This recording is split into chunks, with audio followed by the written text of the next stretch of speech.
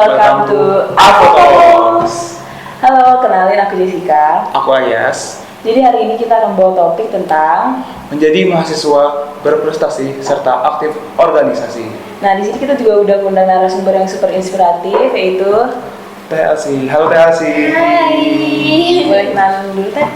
Oke, halo semuanya. Kenalin aku Elsie dari jurusan akuntansi angkatan 2020 semester 6. Nah sebelum kita tanya ke dari inti dari materi itu, kita mau nanya nih, TLC ini kalau boleh tahu sekarang tuh kesibukannya ngapain sih? Oke, karena kemarin habis lomba, jadi sekarang agak renggang.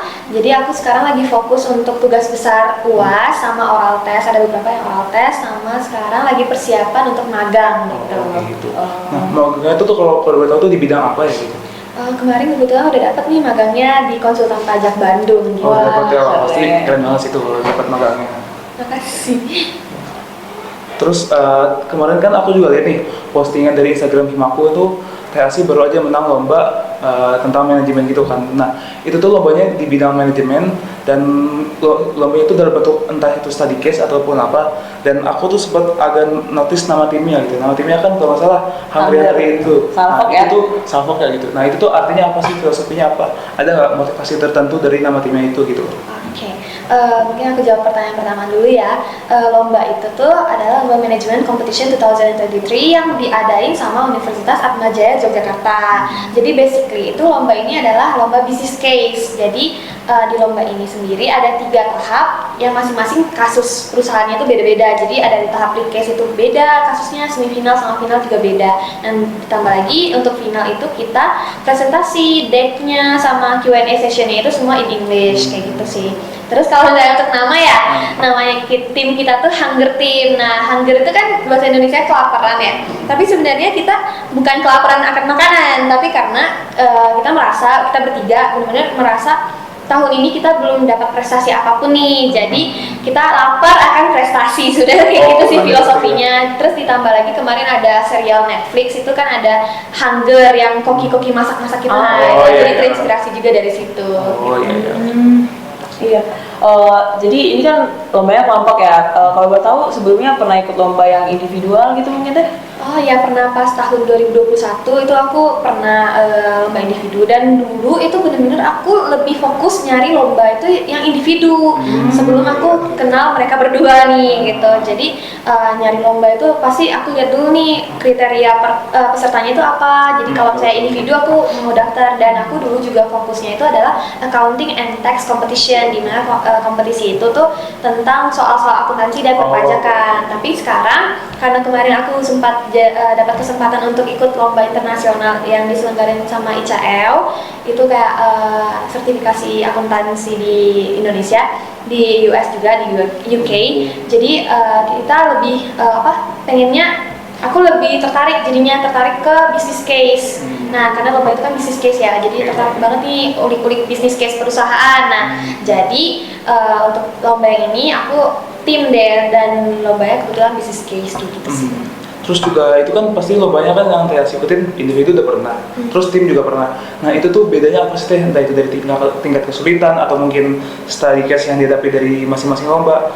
Nah terus juga dari masing-masing perbedaan itu mungkin ada sih yang TLC itu ngerasa kayak susah banget buat nyatuin, atau misalkan TLC itu ngejalanin lombanya gitu, dari individu ataupun kelompok gitu. Oke, lomba individu sama kelompok ya. Lomba ini sebenarnya untuk kedua lomba ini aku beda kategorinya. Jadi lomba individu aku kemarin accounting and tax. Jadi gimana caranya aku belajar aja, gimana cara aku memahami materi, dan lebih fleksibel sih kalau misalnya lomba individu tuh. Jadi aku belajarnya kapan, mempersiapkan dirinya kapan, itu bener-bener terserah aku, up to me gitu kan, terserah mau belajarnya kapan. Nah kalau misalnya lomba yang tim ini kan business case, itu bener-bener kita harus brainstorming banget gitu kan, kayak diskusi banget. Jadi kita harus, kesulitannya ya paling nyatuin jadwal, terus kayak gimana caranya pendapat kita tuh semua bisa terintegrasi dengan baik untuk menyelesaikan bisnis case ini gitu sih. Berarti intinya itu kalau untuk lomba kelompok tuh kesulitannya tuh di menentukan jadwal sama kayak menyatukan pikiran dari masing-masing individu. Ya. Nah terus dari lomba individu sama kelompok ini itu tuh juara tertinggi yang pernah TLC dapat itu apa? Entah juara 1 atau juara berapa, dan gengsinya tuh lebih tinggi yang mana gitu? Oke.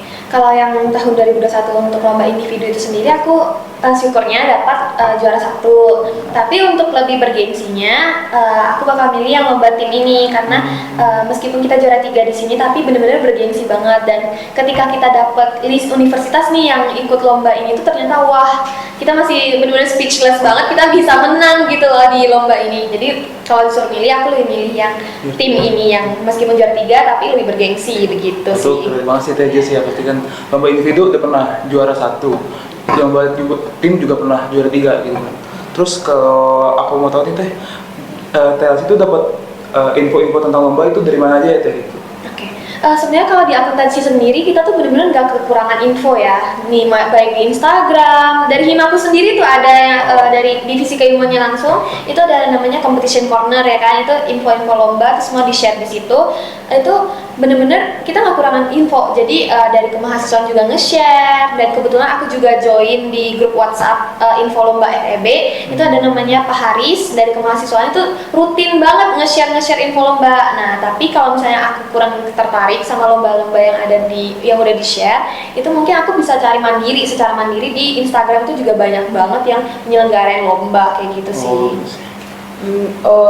Selain itu kita boleh nanya dong, kan ini udah menang-menang nih, ada nggak sih itu tips and triknya atau persiapan apa sih yang harus disiapin gitu? Oke, sebenarnya kalau misalnya kita mau ikut lomba itu yang paling penting yang harus ada itu adalah niat dulu, niat dan kesempatan. Kalau misalnya kita udah niat, kita pengen ikut lomba dan kita mau fokus untuk lomba itu, kita ya pasti bisa aja, pasti akan selalu ada jalan. Terus jangan lupa juga karena kita di sini kuliah, itu tetap jadi tugas utama kita, dan gimana caranya kita manajemen waktu aja sih, gimana kuliah, gimana lomba. Karena menurut aku lomba itu adalah sampingan, tapi kuliah tetap yang utama kayak gitu sih. Terus nih selain ikut lomba, aku juga dapat info nih, TLC itu kan pernah jadi asprak ya. Nah itu tuh asprak itu kalau boleh tahu di mata kuliah apa ya? Oke, pas semester 5 ya, sekarang aku semester 6 nih. Semester 5 kemarin aku sempat jadi asprak, asisten praktikum untuk mata kuliah implementasi perpajakan gitu. Nah terus untuk motivasi TLC untuk ikut asprak itu apa ya kalau boleh tahu? Oke, sebenarnya kan aku sempat baca dari Instagramnya FEB gitu. Aku pernah baca ada lowongan asisten praktikum. Nah, sebenarnya aku tertarik banget untuk join, tapi karena semester 5 itu aku ada 2 organisasi, ada ikut Himaku juga. Himaku aku sebagai sekretaris, dan juga ada tech center. Nah, makanya aku agak ragu nih untuk ikut mau daftar asisten praktikum ini, tapi ternyata emang kesempatan itu selalu datang gitu ya ke kita yang mau gitu, kita yang benar-benar mau. Terus aku tiba-tiba ditelepon sama salah satu dosen pengampu mata kuliah tersebut. Nah, aku ditawarin untuk jadi asisten praktikum di kelas dosen tersebut gitu. Jadi sebenarnya untuk motivasi sebenarnya ada, tapi karena akunya ragu, jadi aku sebenarnya dari awal tuh nggak daftar, tapi ternyata aku ditawarin. Tapi tetap aku ngikutin segala prosedurnya, kayak dari CV, transkrip nilai, sama interview aku tetap ikutin kayak gitu sih. Tapi ternyata setelah dijalanin bisa juga ya. Bisa. Wah itu tuh berarti keren banget ya.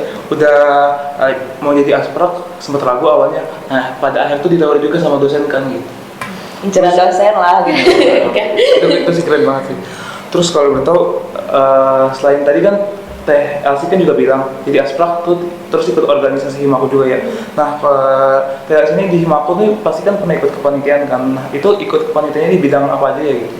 Oke, kebetulan aku tuh di Himaku tuh 2 periode nih, udah secinta itu sama Himaku. Jadi pas semester 3 itu aku pernah ikut Himaku di divisi keilmuan kebetulan. Nah di divisi keilmuan itu banyak banget nih prokernya kan, kayak ada TAF, ada EIC, divisi dan lain sebagainya. Dan aku ikut kepanitiaannya itu adalah TAF, EIC, TOA waktu itu, sama aku megang fun quiz juga. Nah untuk yang semester 5 kemarin aku sempat join lagi kan Himaku sebagai sekretaris di biro ADM, administrasi. Nah di situ aku cuman ikut EIC sama ikut kelas desain kayak gitu sih. Ngikutin kesibukan sebanyak itu apa enggak nggak pusing gitu ya, atau nggak capek banget? Kayak Sebenarnya kebosan pinter-pinter kita aja sih. Kalau aku selalu gimana ya, kuliah ini aku suka banget explore. Jadi aku nggak pengen banget jadi Diem-diem gitu mahasiswa aja. kupu-kupu. Oh, Kalian iya. pernah denger ya? Iya. Maka kuliah pulang itu menurut aku sayang banget, karena selain masa-masa SMA, masa-masa kuliah itu sebenarnya banyak yang bisa dieksplor, banyak yang bisa diulik dari kepanitiaan, organisasi, lomba, segala macamnya itu banyak banget yang bisa dieksplor sebenarnya. Nah, tadi kan Teras juga bilang kan kayak pinter-pinter kita aja nih. Nah, ada nggak sih tips dari TLC itu buat kita semua, kayak gimana sih cara bagi waktunya buat jadi asprak, hima, kuliah dan kegiatan lainnya itu gimana sih gitu? Oke, talking as a accounting student, pasti kita pernah dengar, pernah belajar tentang opportunity cost, ya kan?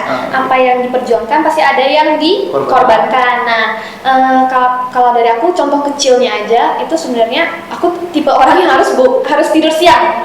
Nah, tapi karena aku memilih jalan itu, kayak aku memilih organisasi ini, kesibukan ini, ikut lomba juga, jadi aku harus mengorbankan sesuatu untuk aku bisa balance ketiganya gitu kan. Jadi aku mengorbankan tidur siangku gitu. Jadi kayak pasti ada yang dikorbankan. Tapi kalau misalnya selama kita masih ada niat, masih pengen fokus untuk mencapai yang terbaik, itu pasti bisa sih untuk manajemen waktunya. Pintar-pintar kita aja sih sebenarnya. Nah, sama ada pertanyaan terakhir nih. Ada nggak sih pesan-pesan buat semua, buat kita, terutama aku kan mahasiswa baru, Teh Jessica kan juga angkatan 21 kan, lagi berjuang kan buat melawan organisasi, terus kuliah berjuang tuh maksudnya kayak berjuang untuk membagi waktunya segala macam. Ada nggak sih motivasi atau pesan-pesan buat kita lah gitu?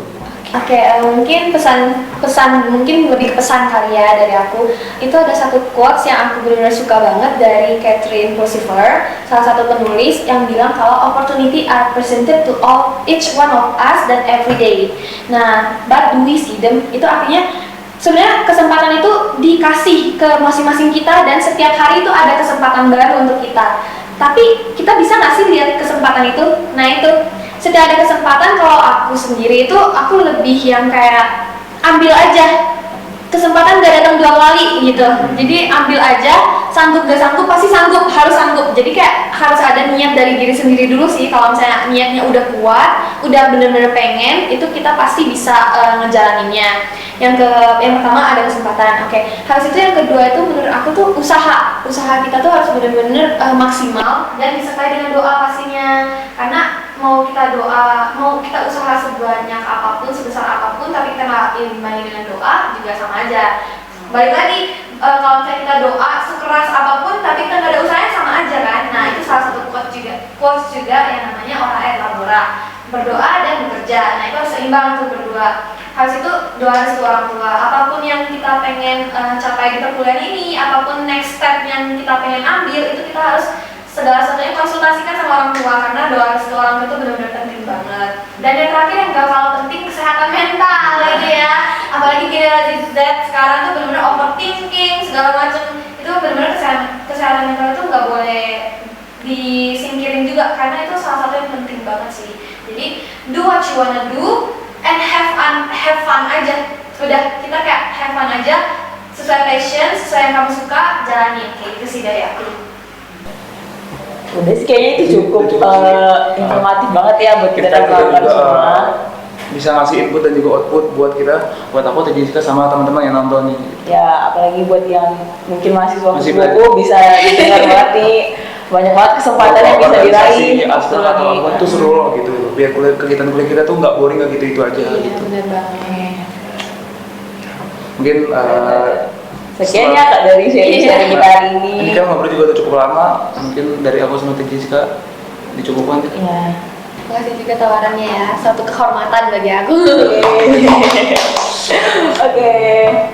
Sekian dari kami, see you di upload berikutnya. Bye. Dadah.